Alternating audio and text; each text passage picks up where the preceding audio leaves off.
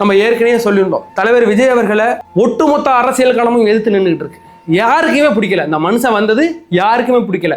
ஏன்னா இதுக்கு முன்னாடி காலகட்டங்களில் வந்த விஜயகாந்தா இருந்தாலும் சரி, கமலஹாசனா இருந்தாலும் சரி, அதுக்கு பிறகு சரத்குமார் நிறைய பேர் வந்திருக்காங்கல்ல, அவங்க எல்லாம் இந்த பெரிய குரூப் இருக்காங்கல்ல அடிச்சு உட்கார வச்சுருவாங்க. ஒன்று அதிமுக அடிக்கும், இல்லைன்னா திமுக அடிக்கும். இதை பொறுத்த வரைக்கும் அதிமுக கூட அவ்வளோ மோசமானவங்க கிடையாதுயா. ஆனால் அவங்க இன்னைக்கு சேர்ந்திருக்க ஆட்கள் தான் மோசமாக இருக்காங்க. அதனால தான் இப்போ என்டிஏ கூட்டிலேருந்து மொத்தமாக இப்படி கிளம்பி வந்து இப்போ அவதூறு பரப்பிட்டு இருக்காங்க. வேற அதிமுக அவ்வளோ மோசமானவங்க இல்லை. ஆனால் திமுக வந்து அவங்க ஜீன்லேயே உள்ளது. அதிமுக வளர்ப்பு அப்படி கிடையாது.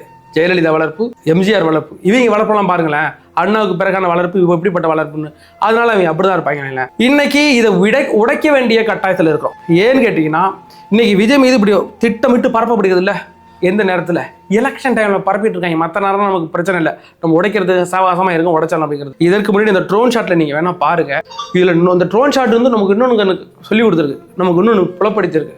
அந்த இடத்துல அந்த ட்ரோன் ஷாட்ல எங்கேயுமே கரண்ட் இல்லை. விஜய் அவருக்கு பேசி முடிச்சு கொஞ்சம் நேரம் கரண்ட் ஃபுல்லாக ஆஃப் ஆயிருக்கு. தமிழக வெற்றி கழகத்தின் அவங்க அந்த கட்சியினர் அவங்க வச்சு அந்த லைட் இருக்குல்ல, ஜெனரேட்டர் மூலமா அந்த லைட்டு மட்டும் தான் எரிஞ்சிக்கிட்டு இருக்கு, பிறகு எதுவுமே எரியலை. அதுக்கு முன்னாடி அந்த போட்டா இல்லை அந்த ட்ரோன் ஷாட்டு, அது ஏற்கனவே யூடியூப்ல உள்ளது. அவன் யூடியூப்ல உள்ளதை கிராப் பண்ணி எடுத்து போட்டுட்டு இருக்கிறானுங்க.